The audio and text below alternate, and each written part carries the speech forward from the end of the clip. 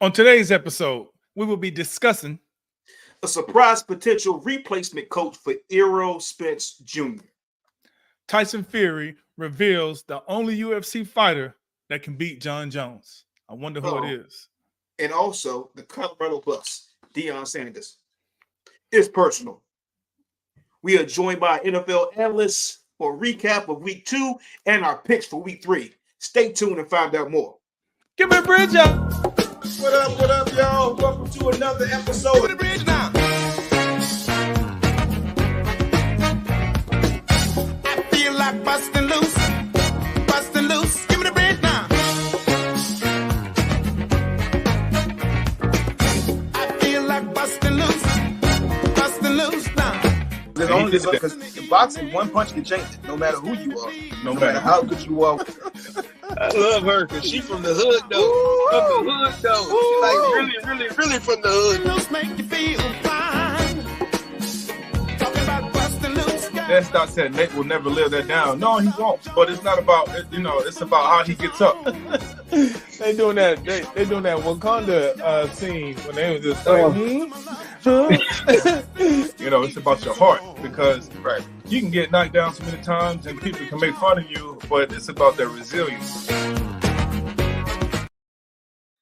Hey, what's up? What's going on, everybody? Thursday, y'all. Happy Thursday. Welcome to another great episode of Ringside with Ray and Prince, where we look to entertain you, educate you, and empower you. Make sure that you hit that like and that subscribe button and share this with the people that you care about the most. Other than that, let's go ahead and get started with the show. Ray, what's going on, baby? Man, Errol Spence Jr. He's looking to replace Coach Derek James, and has a surprise legend has emerged as a front-runner coach. Now, Spence and Crawford rematch is not going to be in December likely, but hopefully next year. You know what, Ray? I don't want to overstep my boundaries, but I will say, man, that last fight, he needed a new trainer during the fight to help him make adjustments, man. He needed a new trainer in the walkout. Look, man. Look, I know they've had a long relationship. Even Floyd Mayweather Jr. is supposed to be the candidate to be the new coach. I'm not sure if that's going to work out or how that's going to work out, but I know his uncle had some problems. His uncle Roger, Roger Mayweather. Mayweather, he had his own taking situation. Basically said, that Floyd should not become Errol's coach because you win. He was talking about Errol Spence. You win all these fights and with the same guy, and then after you lose your first one, you're looking for someone else to blame. Oof. And, man, and you had hit it on the head last week when you were talking about it, Ray, when you said that it's hard to get a new coach and then make those adjustments because once you get hit in the face, boom, you revert back to what you know. So can you speak a little bit about Floyd Mayweather's uncle, man, Roger Mayweather? Yeah, no, it was Jeff that was actually saying that. It was Jeff Mayweather. Mayweather. Thanks for the correction, Keith. Here's the thing, man. Fighters go through their years as young folks, and they come out there and they try to figure it out. They learn as they go. They hone their craft. They can make slight adjustments. There's very few fighters that can switch up what they do over time. And the reality of it is once you get punched in the mouth and you get into a dog fight, you can revert back to what you know. Right. So, I mean, we've seen it over and over again with a bunch of these different fighters that come out. You had what's my big man name? The Bronze Bomber come out. He tried to box more. You had, Anthony Joshua, right? Yeah, Ricky Hatton, Anthony Joshua. You had so many folks, Gotti, Ward, all these folks to try to figure out once they have a bad fight where they say, let me try something different. Yeah. But it might work for a round or two. But then as soon as the heat starts flying, they go right back to what they do, man. So, I think you can make some tweaks on what Errol does, but you can't change his whole style, man. That's what got him there. And I think that's what Jeff was saying is that this got you here. So don't just because you had one bad outing, think that you have to switch everything up and go to a new trainer because you're not going to learn the peekaboo, shoulder roll, turtle defense that quickly. Right. I'm with you on that. It's muscle memory, man. And if he's been training his muscles to do something a certain way, it's not gonna all of a sudden convert back to being malleable and learning something new. So He said something you got to walk away from. sometimes you just got to walk away from. Hey, what they say in know- Heat, in the movie Heat, they said if you spot the Heat coming around the corner, you got to have 30 seconds to get out of there. That's it, man. What's up, Paul? Oh man, so Paul said the great Sugar Ray Leonard would say, "You fight the style, not the man." Ooh-wee. And that looks like that's absolutely on point, Paul. Because the thing is, if obviously we saw that he lost to the style, so he lost to everything. He lost the style, to the counter punches. He lost to the ring walk first and foremost. When you lose all those things, man, I like what Keith said. Just walk away. Just walk away. It's so good. Look, man, we might have to wait for another year for that fight to happen and for him to rebound, but it's going to happen. So we have boxers who are saying that his teammate is only capable of beating the MMA GOAT, and that's Johnny Bones, right? Tyson Fury, man. Tyson Fury popping off at the lip like always. He's doing his thing, but he can back it up. So let him pop off at the lip. He was named the only heavyweight that can beat Jon Jones. Tyson Fury said about his guy, and Fury isn't that confident, but he said that the training partner of the UFC heavyweight, Tom Aspinall, is the only person that can possibly beat Johnny Bones. What do you got to say about that, Ray? I don't know what he's smoking, but that's some good stuff. You got Aspinall out there. He think he can beat Jon Jones. Like I said, the only thing that can beat Johnny Bones Jones is the white lines.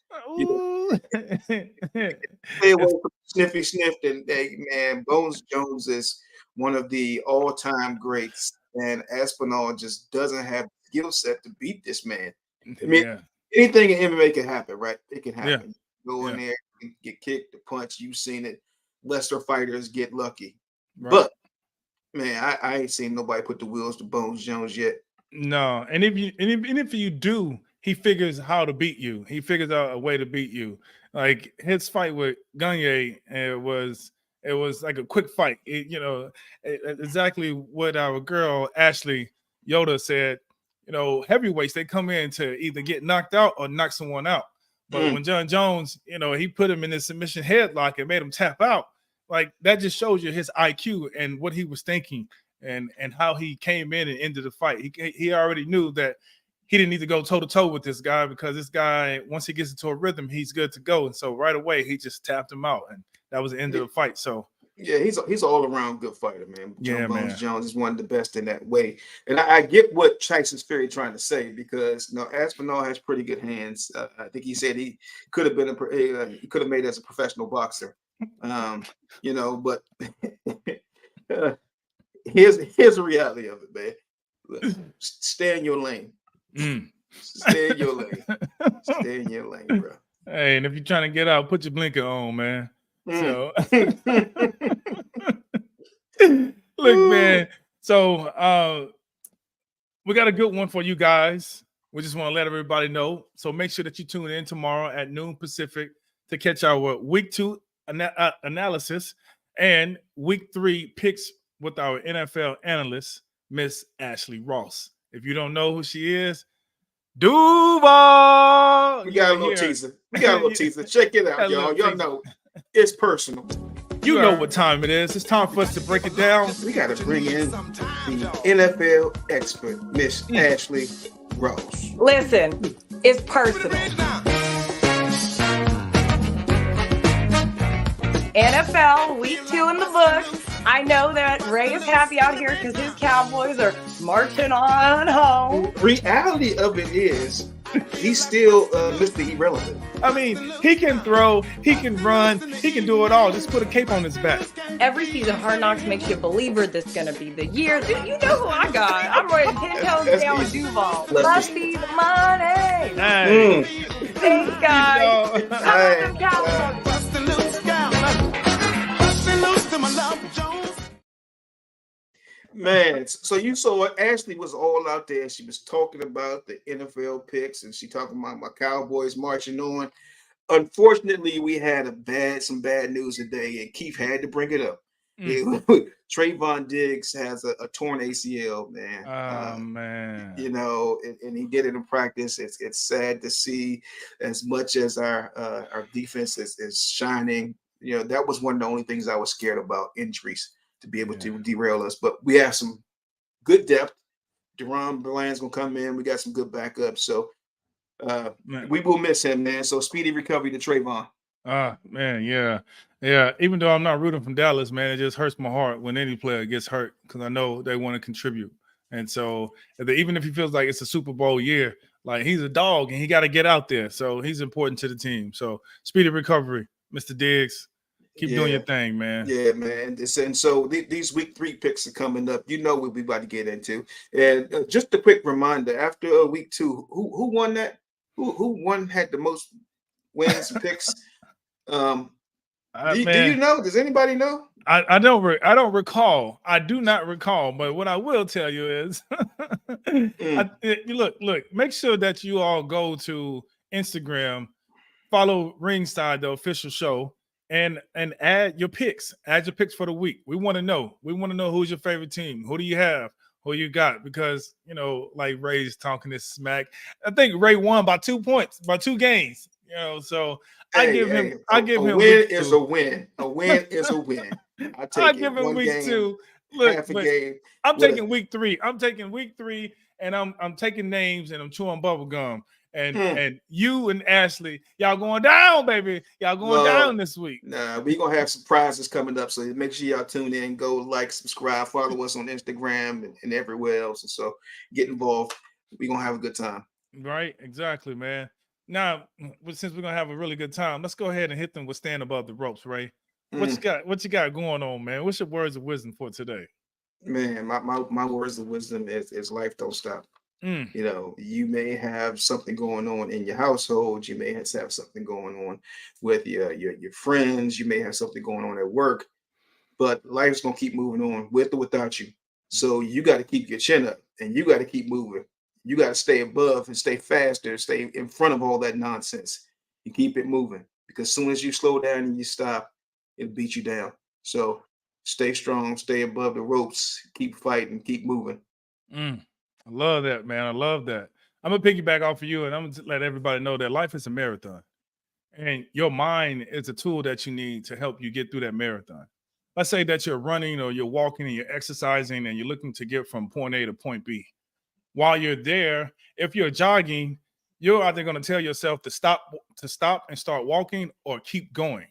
And that little voice inside of you that's going to tell you to keep going, like don't stop, keep going, keep going. And that's your mind telling your body what to do, not the other way around. And so when it comes to life, there are certain situations and circumstances that you're going to face, and you got to make sure that you keep telling yourself to keep going, stay positive, keep that optimism inside of you, keep that inspiration going, aspiration, because you got to get to your goal. Sometimes it may be a little elongated, right? Because whenever we run a race, it's short and it has an end point. But when you're running a marathon, it's long. So keep that in mind. It's the same concept, the same mindset. So make sure that you have the right mindset. You stay positive, because if you don't talk positive to yourself, nobody else will. Life is a marathon.